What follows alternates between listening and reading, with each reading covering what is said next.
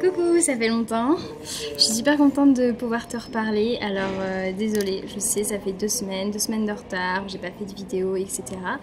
Mais comme je te l'avais expliqué dans la vidéo de la lettre du mois de novembre, j'étais avec Marianne. Elle est partie il y a 2 jours et en fait on a fait tout un trip au Pérou, en Bolivie et au Chili. Mais de toute manière, t'inquiète pas, je t'expliquerai ça dans d'autres vidéos en plus détaillé.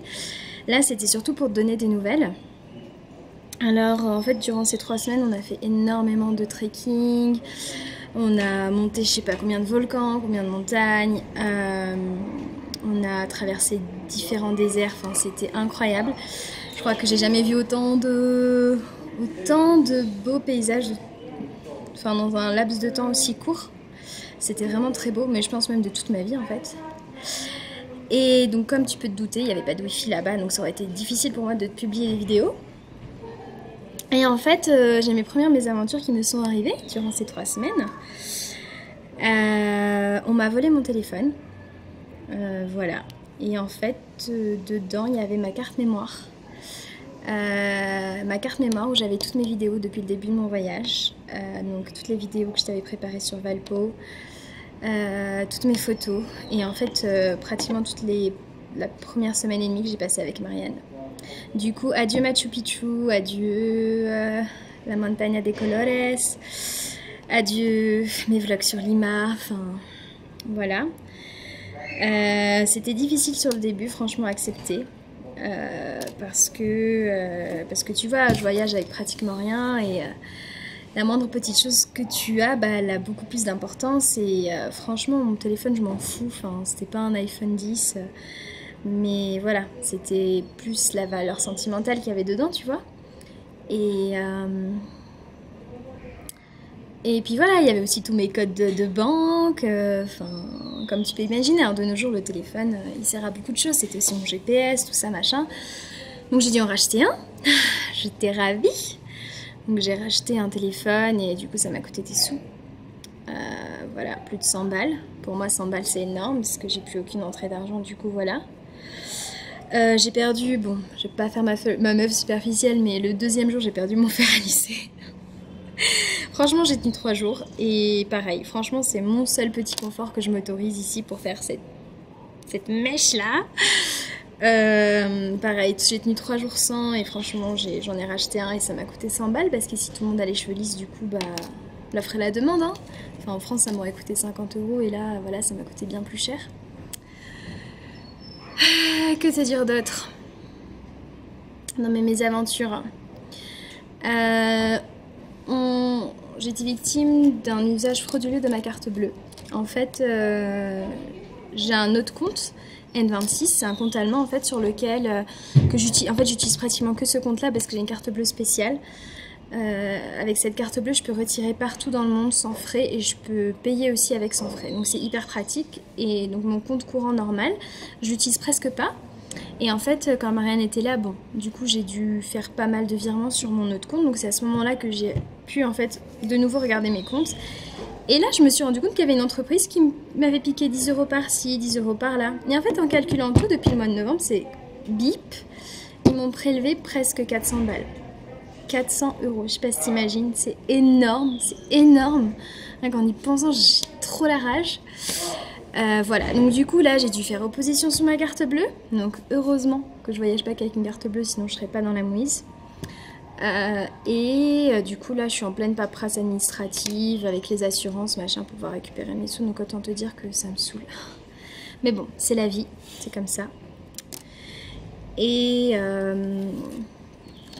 ma dernière petite mésaventure, et pas des moindres, c'est qu'en fait, là ça va, ça se voit plus, je suis contente parce que je peux t'assurer que tu m'aurais vu il y a une semaine, j'avais pas du tout la même tronche. Comme tu peux remarquer, je suis assez bronzée et encore on se rend pas trop compte, je trouve, dans la vidéo, parce que je suis vraiment black, mais vraiment genre indienne. Et en fait, dans le salaire d'Uyuni, j'étais brûlée. Mais genre brûlée pas pour de faux, plus au 1er degré. Et au point où ça me réveillait la nuit, enfin voilà, c'était vraiment une catastrophe. Et en fait, j'ai mis pourtant de la crème solaire, mais Je t'expliquerai dans la vidéo que je ferai sur le Salar. La première étape, je l'ai faite en vélo. Donc en fait, on a fait plus de 35 km de vélo dans le désert de sel. J'en ai un souvenir magnifique. Mais sauf que t'es en altitude, donc t'es à plus de 4000 mètres. T'as le soleil, t'es en plein cagnard, et t'as le sel, donc t'as la réverbération du soleil, un peu comme sur la neige. Mais bon, tu vois, moi, le ski, c'est pas trop mon truc, hein. Nous les Arabes, on fait pas beaucoup de ski. Et du coup, j'y ai pas trop pensé, donc j'ai mis la crème solaire le matin, et j'en ai pas remis depuis. Après, je veux dire. Et donc j'ai grave douillé. J'étais brûlée tout là, jusqu'ici. Mes oreilles, mon cou, mes épaules, mes bras. Même en dessous ici, là, la peau est hyper fine juste ici. Et puis en fait, c'était pas, tu sais, quand je perdais ma peau, c'était pas genre comme quand tu pèles. Mais c'est genre vraiment en dessous, j'avais ma peau rose là. La peau toute rose, la peau toute neuve qui fait hyper mal. Donc en fait, je me camouflais comme ça avec avec mon écharpe. Et du coup, quand j'enlevais mon écharpe, tu sais, t'as des petites fibres là qui s'accrochent, qui te retirent la peau, enfin bref. J'ai pas mal douillé et en plus j'ai eu trop peur parce que vraiment je ressemblais à une lépreuse, tu vois, j'étais black là, j'étais rose là, je me suis dit ça y est, je vais avoir des cicatrices machin et tout, non. Bon, voilà, je vais pas faire la meuf superficielle mais enfin, ta tronche, ta face, c'est ce que tu montres à tout le monde donc forcément voilà, j'étais pas bien et ça me fait du bien de pouvoir t'en parler vraiment pour que ça soit authentique quoi et que tu saches vraiment dans quel état d'esprit je suis. Donc voilà, c'était mes petites galères qui me sont arrivées. Donc c'est les petites news si tu voulais des news. Mais bon, là, la route tourne. Et je suis super contente parce que du coup, je suis à Arequipa maintenant. Je suis revenue à Arequipa. J'étais déjà venue là avec Marianne. Et c'est au sud du Pérou. On est revenu ici. C'était une ville-étape assez facile parce que Marianne, elle a pu prendre un avion de là pour aller à Lima. Et moi, en fait, ça me laisse le temps de... Tu sais, j'ai envie de me poser. Enfin, ça fait 3 semaines, je vadrouille partout. Quand en 3 semaines de voyage, t'as pas le temps de t'acclimater au pays, de mieux connaître les locaux, etc. Donc c'est pour ça que j'ai voulu me poser dans cette ville parce que j'avais bien aimé.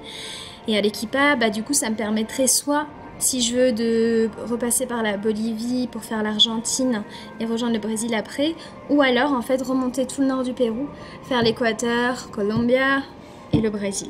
Mais je sais pas encore.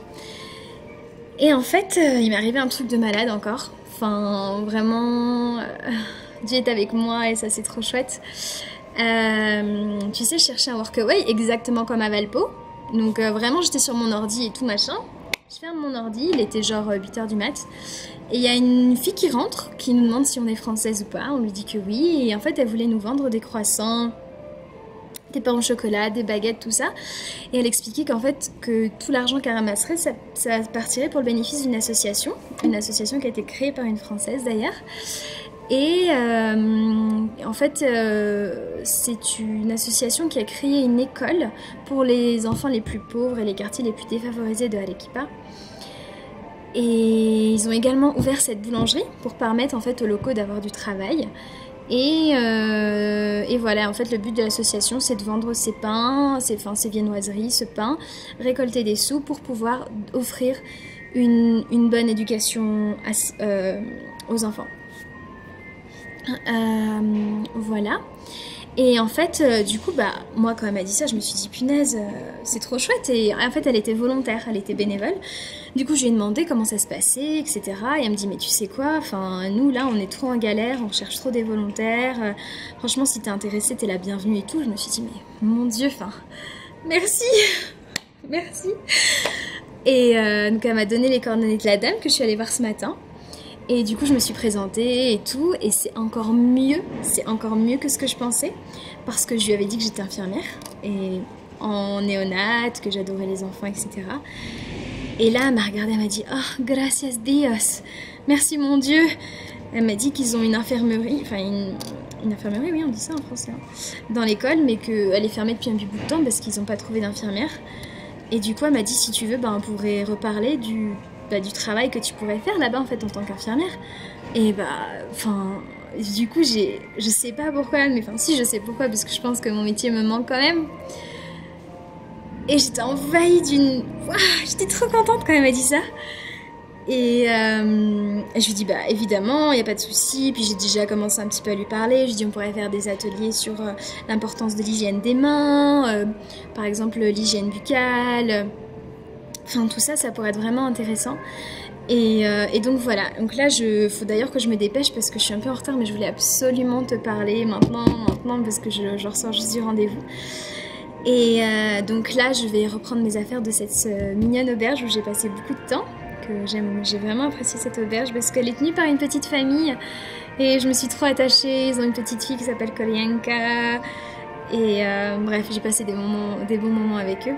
Désolée, hein, je déblatère beaucoup, c'est pas très structuré, mais bon, je te parle comme si t'étais en face de moi, tu vois.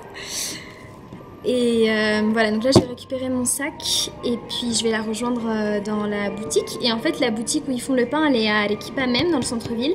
Et elle m'a dit que l'école elle se trouve à 40 minutes de bus, donc c'est un peu plus loin. C'est encore mieux, comme ça je serai dans un endroit encore plus reculé. Ça va être un village je pense.